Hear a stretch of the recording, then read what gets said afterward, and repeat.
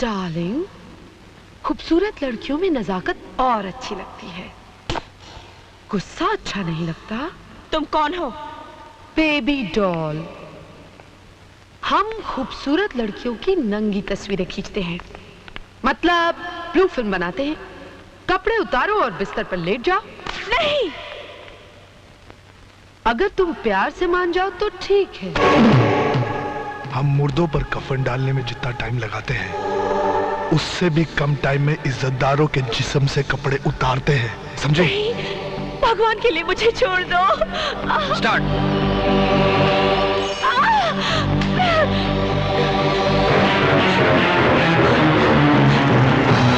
मुझे जाने दीजिए, भगवान के लिए मुझे जाने दीजिए। नहीं, नहीं, छोड़ दो मुझे, छोड़ दो।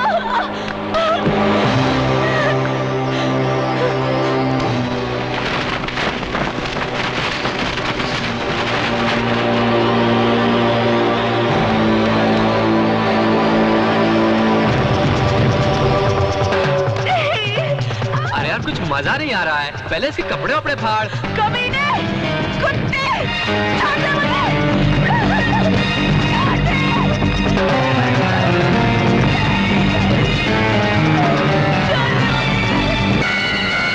लगा दे इंजेक्शन, बेहोश हो जाएगी हरामजादी। ये ले।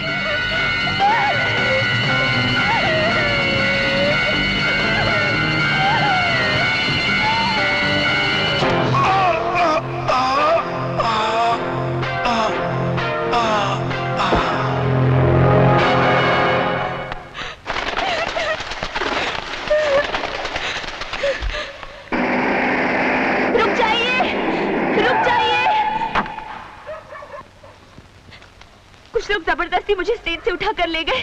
वो लोग ब्लू फिल्म बनाते हैं। मेरे साथ भी बदतमीजी करने की कोशिश की। मैं किसी तरह वहां से भाग निकली। प्लीज चलिए मेरे साथ, वो लोग सामने वाले स्टेडियम में हैं। चलिए। आइए, आइए इंस्पेक्टर साहब, यही है वो जगह जहां वो बदमाश मुझे लेकर आया था, उसी दरवाजे से। और यहाँ गुंडे खड़े थे और वहाँ कैमरामैन था और यहाँ कालीन बिछाया गया था। मगर अब तो यहाँ कोई नहीं है। पता नहीं कहाँ चले गए सब। मैं सच कह रही हूँ इंस्पेक्टर साहब, यहाँ कैमरा था, गुंडे थे। आप मेरी बात का यकीन कीजिए। मैं उड़ते हुए कबूतरों के पर गिन लेता हूँ। सुनिए तो, आप ऐसे मत चले जाइए। देखिए, आप मेरा यकीन कीजिए, मैंने आपसे जो कुछ भी कहा वो सच है। मैं आपसे झूठ नहीं बोल रही। अपनी रातें सड़कों पर ही काटती हो या तुम्हारा कोई घर भी है? हाँ सर, मेरा अपना घर है। आप मुझे मेरे घर तक छोड़ देंगे? Thank you.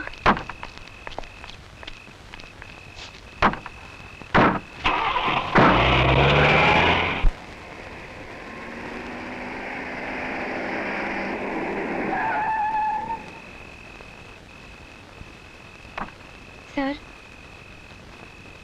यही मेरा घर है। आइए ना मेरे घर में।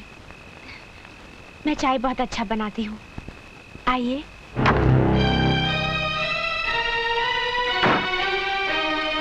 रात के सन्नाटे में अकेले मिलना, बदन पर इस तरह के तंग कपड़े, झूठे ड्रामे के सहारे किसी को अपने घर तक ले आना और रात के 2 बजे घर के अंदर चलने की दावत देना।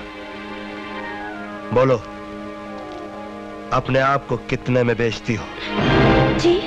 तुम जैसी लड़कियों के साथ तो बहुत बुरा सलूक करना चाहिए, मगर मैं उनमें से हूं जो बाजार की गंदी नालियों की तरफ देखना भी पसंद नहीं करता। साहब, रुक जाओ। एहसान जताकर मत जा, सुन ले मेरी बात। तुमको देखकर एक चीज तो समझ में आ गई कि हर वो चीज जो चमकती है वो सोना नहीं होती।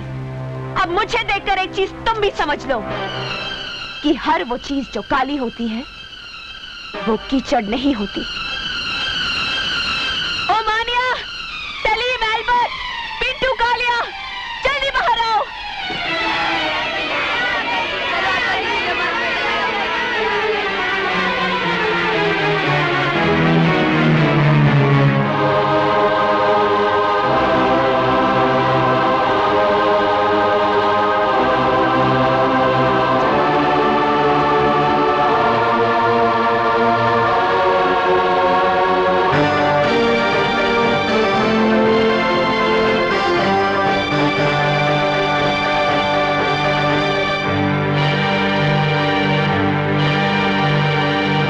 अनाथ और अपाहिज बच्चे हैं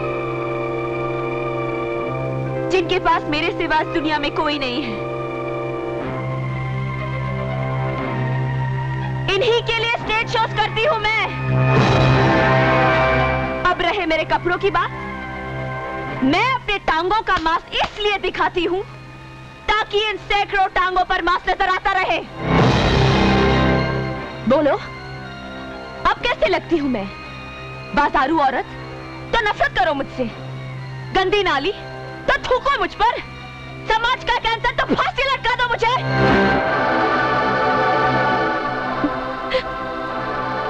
तुमने तो किसी न किसी औरत का दूध जरूर पिया होगा। तुम्हें उसी दूध की कसम, मैं जैसी लगती हूं वैसी ही सजा दो मुझे।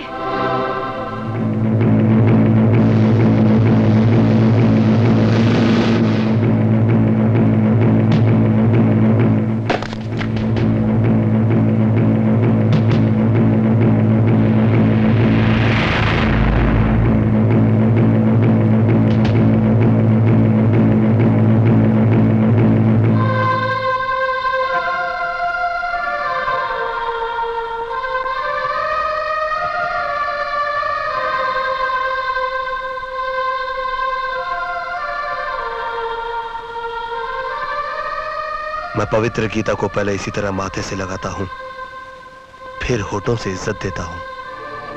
लेकिन मैं, तुम में भी एक महाभारत है, तुम्हारे हर शब्द में क्रांति है। तुम भी पवित्र गीता की तरह हो, इसीलिए तुम्हारे साथ ये सलूक करना पड़ा।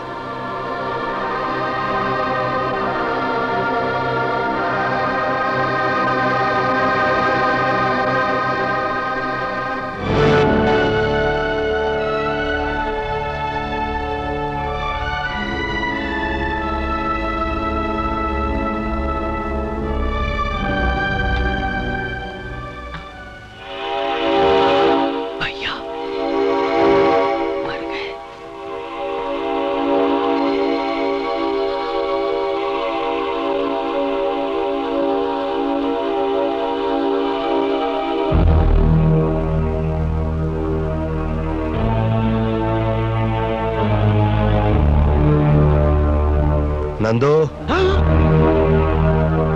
इतनी रात को कहां से आ रहे हो?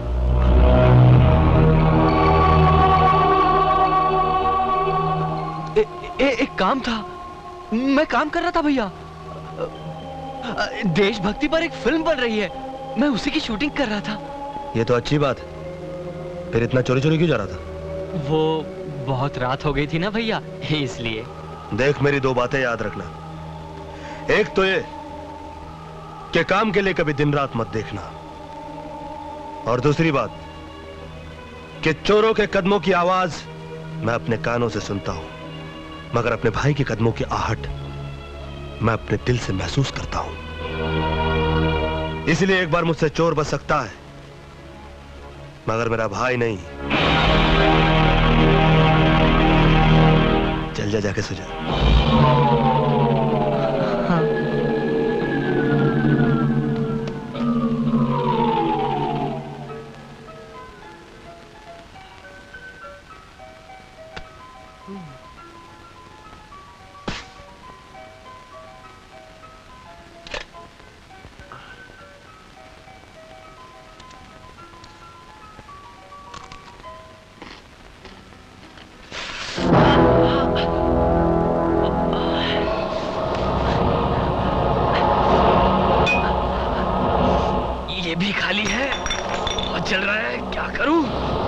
नंदू, ये क्या हो गया तुझे?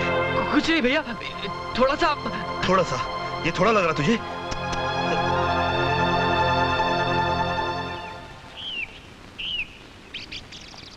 चल पहले पुलिस स्टेशन चलते हैं, उसके बाद घर जाएंगे। Police station? अरे नहीं भैया, आप ही जाओ ना। अरे तू तो एक आम आदमी की तरह पुलिस स्टेशन के नाम से घबराता है। तेरा भाई इंस्पेक्टर है। Now come on. अच्छा हुआ अपनी जीप से वो ऑटो रिक्शा वाला टकरा गया। फायदा अपना हुआ ना, उस रिक्शा वाले का पूरा रिक्शा डैमेज हो गया। अपनी जीप की तो सिर्फ कांच ही निकली है। अपना माल बनाते जाओ, कोई देखने वाला नहीं है। सब साले ऑफिसर यहाँ माल कमाने के चक्कर में हैं। अपन क्यों नहीं कमाए? कोई ना देवे उसको दो डालने का।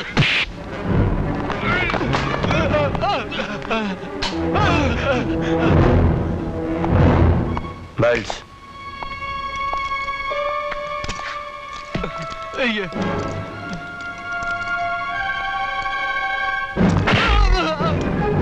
धुलाई उन्हीं कपड़ों की होती है जिन पर मैल लगा हो, समझे?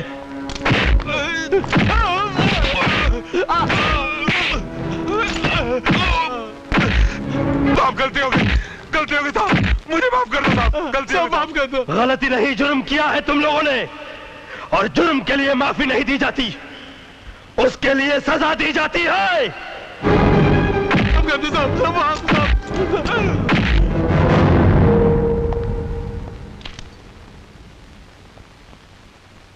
नंदू कहाँ चला गया?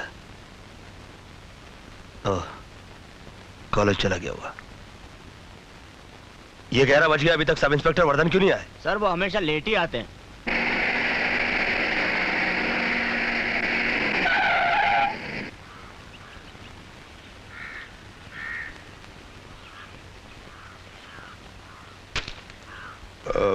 एक्सक्यूज मी सर, वो क्या है कि मैं किसी दूसरे मूड में था, इसलिए मैंने वो सिगरेट काम फेंक। तुमने अपनी घड़ी तो खरीद के पहनी होगी। जी? इसकी कीमत जानते हो? जी। तुम घड़ी की कीमत तो जानते हो, मगर वक्त की कीमत नहीं जानते। ओह, वो क्या सर, कल नींद नहीं आई और कुछ सुस्ती सी भी आ रही थी, इसलिए दारू कुछ ज्यादा पी गया। मिस्टर आदर्शवर्धन, तुम्हें इस बात का कोई हक नहीं पहुंचता कि पुलिस की फर्ज की गंगा जो कि कानून की गंगोत्री से निकलती है, उसे तुम अपनी गंदी आदतों के गटर में डाल दो। सर, मैं भी एक पुलिस ऑफिसर हूं। आप कमरे के अंदर भी मुझे यह भाषण दे सकते थे। यह भाषण नहीं, यह मेरी वार्निंग है मिस्टर आदर्शवर्धन। और मेरी वार्निंग तुम्हारे सिगरेट केस के ऊपर लिखी हुई वार्निंग की तरह नहीं, जिसे तुम भूलकर सिगरेट के कष्ट लगाया करते हो। मेरी वार्निंग कानून की किताब के उस फुल स्टॉप की तरह है, जिसके बाद कुछ भी करने या सोचने की जगह नहीं बचती। जाओ।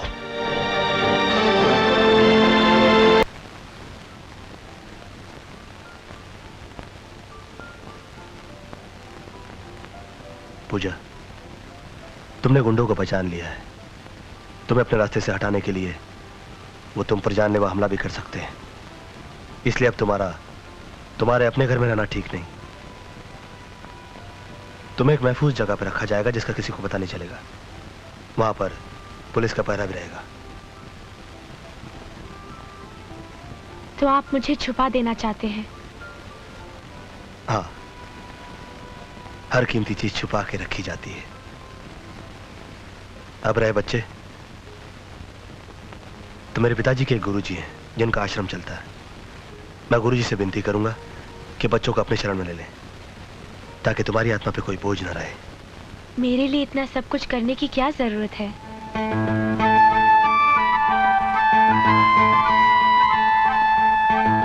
जरूरत है पूजा। क्यों? मैं चाहूंगा कि इस क्यों का जवाब तुम खुद ही तलाश करो। वैसे भी इस दुनिया में हर इंसान को किसी न किसी की जरूरत होती है।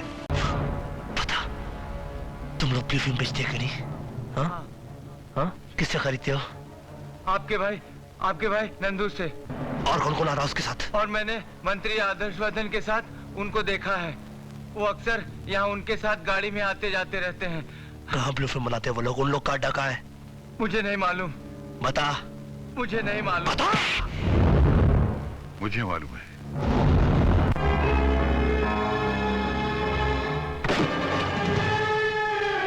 Shoot him!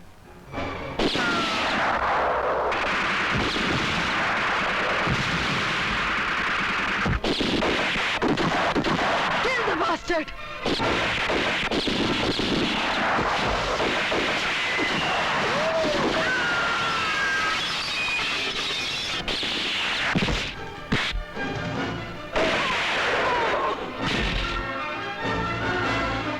बता, आदर्शवर्धन कहाँ है?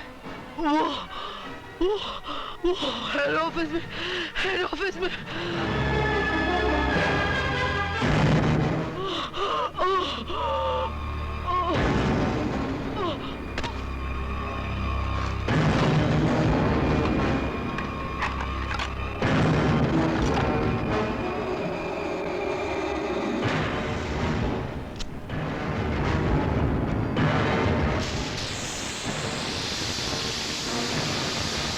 I'm sorry, baby.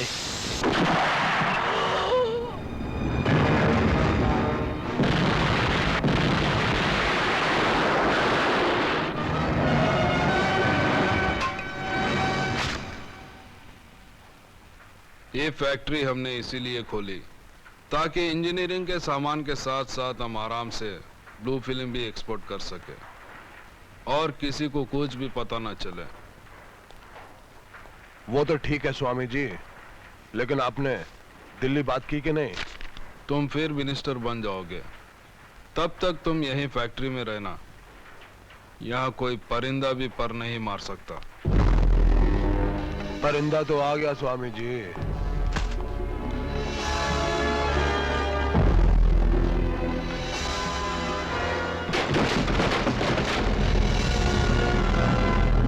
खत्म करो। बचने न पाए आज।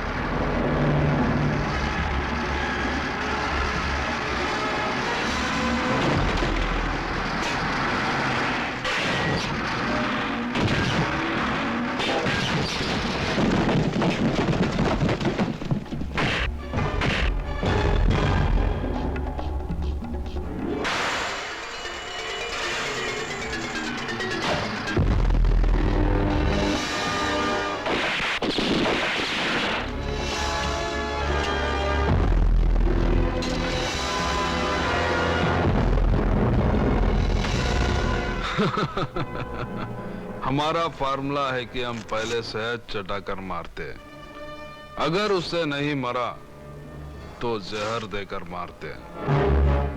तुमने हमारा शहद वाला रूप देखा है ना, अब ये जहर वाला रूप देखो।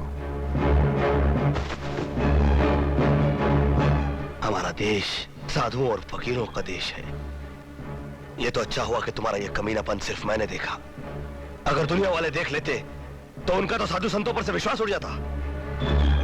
लोग तो सिर्फ रुपए और इज्जत पर डाका डालते हैं, मगर तुमने हमारे विश्वास पर डाका डाला है। तुम्हें जितनी भी खतरनाक मौत दी जाए वो सजा कम होगी तुम्हारे लिए।